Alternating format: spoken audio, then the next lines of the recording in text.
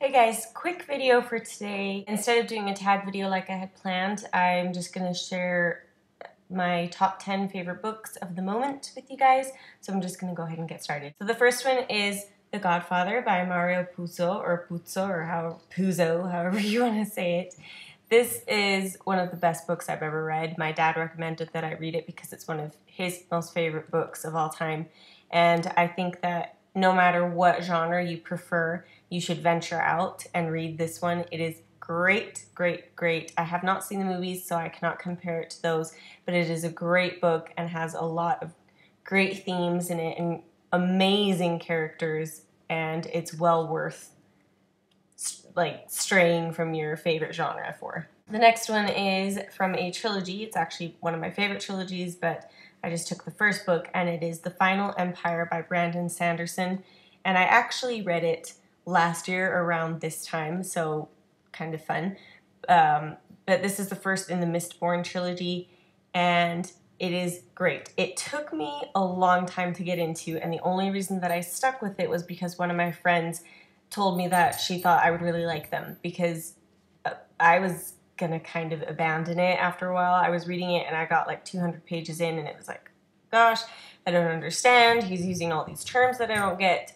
But once you get past the first 100, 200 pages, he really describes it. And so then you're like, oh, I get it. And then it gets really, really interesting from there on. But it did take me a long time to get into. But once I got into it, it was well worth it. So that's another really good one.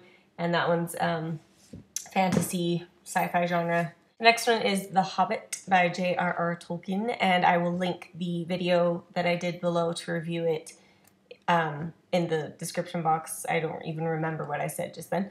But this is just another one of those just all-time favorites. Just amazing, amazing book. I'm not going to get into too much detail because I did the review.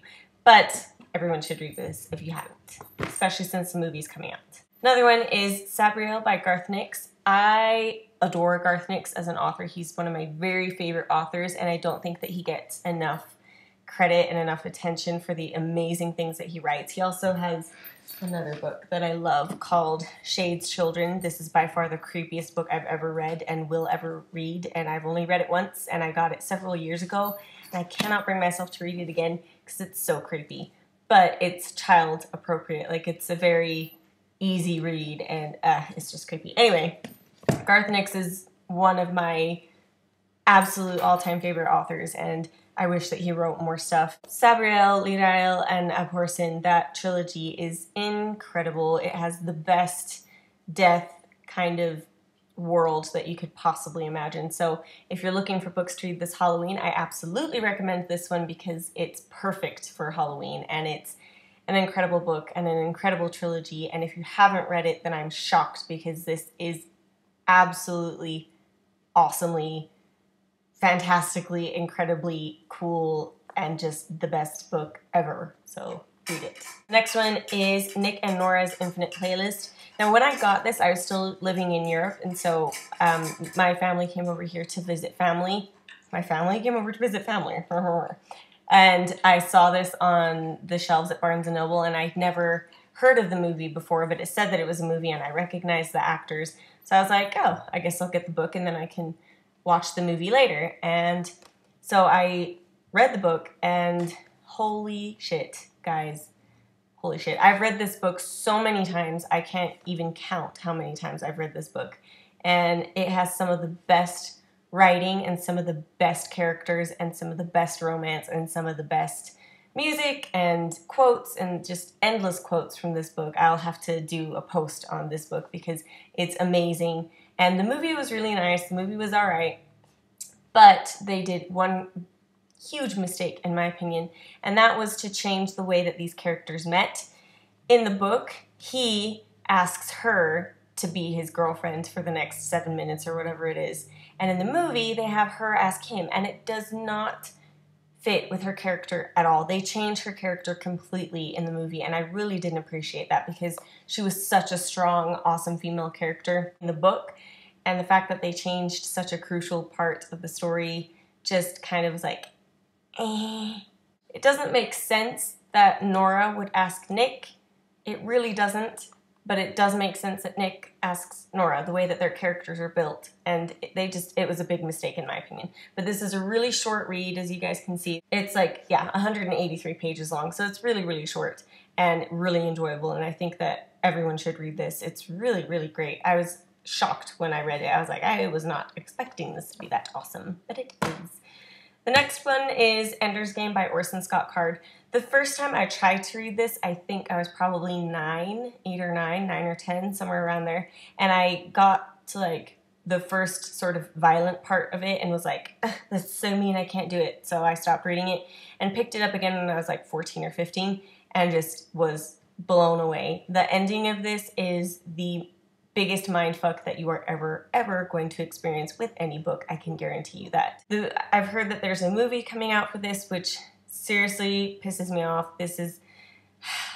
You can't make a movie out of a story like this. You just can't. It's not possible. They're gonna mess something up and it's just gonna be crap. Anyway, really, really, really great book and great message that comes from it, and the ending, like I said, is a total mindfuck, so you should read that too. Next one is The Constant Princess by Phillippa Gregory. I love Phillippa Gregory. She's one of my favorite authors, and she does a lot of historical fiction, especially with the England stuff and the Tudors and that kind of time. This is one of the best ones, I think, that she's done. Screensaver. But this is one of the best books of that kind of era, time, whatever. So this is about Catherine from Spain, who has to come over to England and start ruling everything with the king and blah, blah, blah, blah, blah. And it links up to the other Boleyn girls as well. So if you've read that, then you'll recognize some stuff towards the end of this book. This is such a fantastic story. The female character is one of the strongest, even stronger than Nora in Nick and Nora's Infinite Playlist. And I was really, really impressed. I mean, obviously, it's a historical fiction, so how much of this is true, I'm not 100% sure. But I loved the way that Phillippa Gregory showed her story. It was really, really great and just was really lovely. And her writing style is just so nice and soothing and poetic and beautiful. And so, historical fiction, fantastic. The Tea Rose by Jennifer Donnelly. This is a monster of a book. I think it's like 600 and something pages or 500 and something pages. And the book that comes after it, which I actually have here as well, is 700 and something pages.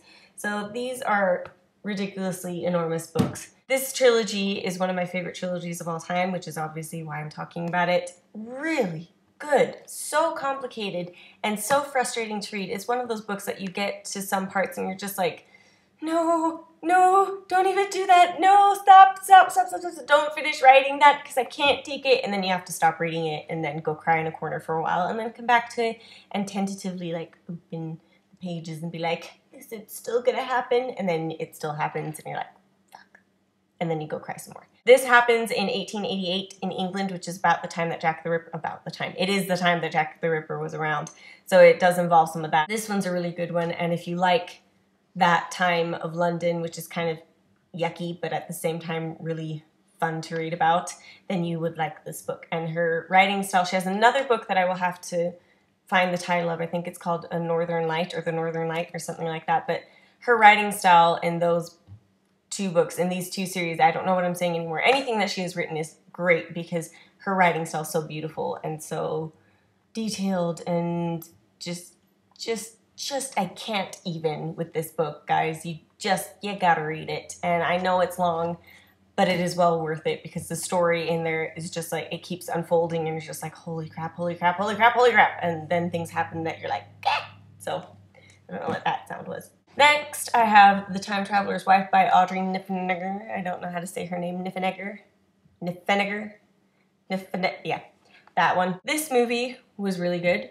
I really liked the movie, and I saw the movie before I read the book, and then I read the book, and I fell completely in love with it. The story is great, and they did a good job on the movie. They kept most of the important stuff, and they did cut some stuff out, but I found that it was okay. I liked the book better, though. I always like the book better, but I did like the book better. And this is a fun time traveling one because you go from time and then back and then to the future and then back and then here and then there and then here and then there, and I'm changing the light in my film, which is funny. Anyway, so if you watched the movie and you really enjoyed it, then I think you should pick up the book, because I think you will enjoy it even more, and it'll make you sort of even love the movie more, because it's like it just gives you a little bit more background to what you see in the movie, and so the movie gets better after you've read the book. I don't know if that makes sense, but really great book. And this is one of the ones that my mom recommended to me way before the movie even came out. She told me that this was one of her favorite books of all time, and I left it a very long time before I read it, and I don't know why, so I'm sorry, Mommy, but it's awesome, and you have great taste in books, apparently. So why do I keep, I don't know what that is. I was sick today, so.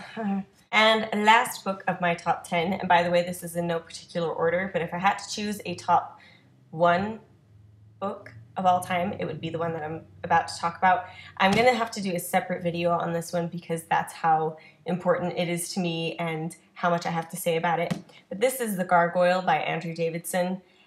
Every single person who I speak to will eventually hear me say that this is a book that they need to read. If you like books, I will pretty much just, screensaver, I will pretty much just spit it out at you. Just be like, you have to read this book. Just read it. I won't lend you my copy, because I don't lend, and you'll find out about that in another tag, I believe. But I will make you buy it, or I will buy it for you, because this changed my life forever, and it's incredible. I will carry this book around. I've read it all the way through once, and then, which is surprising, because you'd think that I would have read it a million times. I haven't. And then after that, I flipped through and chose the part of the book that I wanted to read. I never do that with books, so this is really weird for me. But this book really honestly changed my life. But I will do a separate video on this so that you guys can really understand why it's so important to me. So I will be doing a review. I'm actually rereading it all the way through again, so you'll definitely hear that. All right, so that's it. I have some other books that I think I'll do another video on that have sort of made it to my favorites since I read them. But I just wanted to keep it to a top 10. So yeah, I had to try really hard to do that. And some of them I was like, I want to put you on here so badly, but I can't. So top 10, #1 book ever. And I will talk to you guys tomorrow. Yeah, bye.